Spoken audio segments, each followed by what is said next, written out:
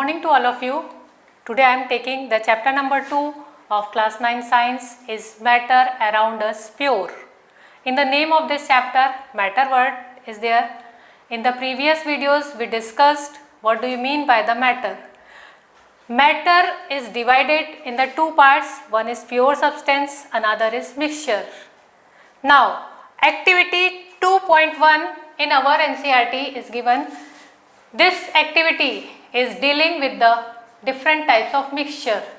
For this activity we required potassium permanganate, copper sulfate, beaker, water and glass rods. What we have to do? In that condition, first we have to divide the class in the 4 groups, group number A, group number B and group number C and group number D. Now to the group A, I am giving one spatula full of copper sulfate and 50 ml water. To the group B, I am giving 2 spatula full of copper sulfate as well as 50 ml water. It means the amount of water is same for both the group and the amount of copper sulfate is different. To group number C, I am giving 1 spatula full of copper sulfate and some crystals of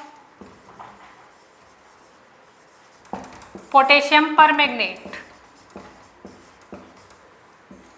To group number D, I am giving 1 spatula full of copper sulfate and 1 spatula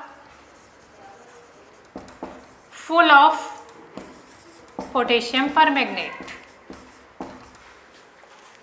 Now just see. Now to the group number A, we are giving 1 spatula full of copper sulfate, 50 ml water. To the group number B, 50 ml water and 2 spatula full of copper sulfate. To the group C, we are giving 1 spatula full of copper sulfate and some crystals of potassium permanganate. To the group number D, we are giving 1 spatula full of copper sulfate and 1 spatula full of potassium permanganate. Now next step is that this copper sulfate we have to be dissolved into the water. Means we have to be asked to group A that just add into the water.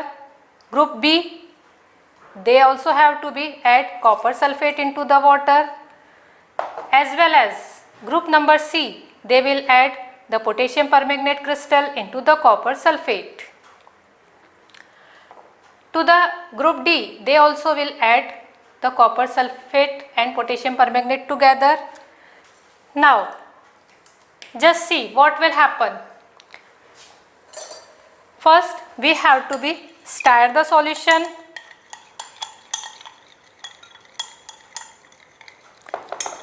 You can see that copper sulfate crystals are going to be dissolved. Same we have to do with the group B also. All the crystals of copper sulfate is going to be dissolved.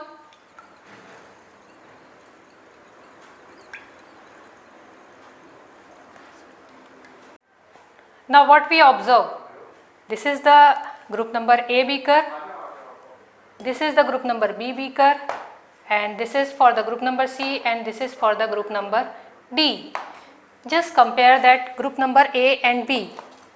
Both are blue in color, but just see the difference of the color, that it is light in shade and it is dark in shade.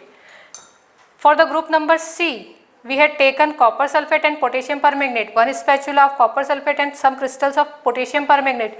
Easily you can differentiate that this is the crystals of potassium permanganate which is purple in color and copper sulfate, that is clearly blue in color. Easily we can define that. For the group number D, again we had taken the copper sulfate and potassium permanganate, and both we had taken 1 spatula. What is the difference between C and D? That we are getting that difference, that in the C and D we had taken the copper sulfate amount is same, but potassium permanganate amount is different. That's why we can easily differentiate which are the crystals of copper sulfate and potassium permanganate. What's the conclusion of this activity? Group number A and group number B both are getting the solution, that is clear solution they are getting, although they are having the different amount of constituent particles. That's why it is homogeneous mixture.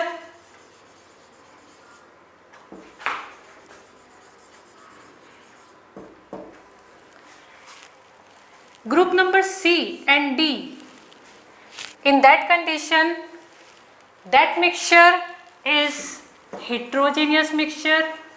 Why we are saying that it is a heterogeneous mixture? Because the constituent particles are not losing their identity. The mixture appearance is not same throughout. That's why these two are the heterogeneous mixture, while in the case of A and B, appearance is same throughout. That's why this is the homogeneous mixture. Now, it means what are the homogeneous mixture? Those mixtures which have the same appearance throughout, that are homogeneous mixture. For example, if we are dissolving salt into the water,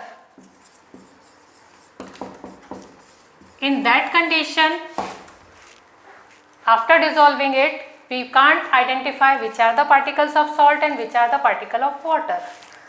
Sugar and water. If you will dissolve sugar into the water, then after the complete dissolving, you can't identify which are the particles of sugar and which are the water particles. Appearance is same throughout. In the case of heterogeneous mixture, some other example we can give, that for example, iron fillings and sand particles. Easily you can identify which are the particles of iron filling, which are the particles of sand. Second example, that if you are taking iron fillings and again we are taking sulfur powder, appearance is totally different from each other. These are the another examples of heterogeneous mixture. It means mixture are of two types, one is homogeneous and one is heterogeneous mixture. Okay. Homework for you. You have to be learn what are the mixtures, what do you mean by the homogeneous mixture and heterogeneous mixture. Okay. Keep smiling. Take care.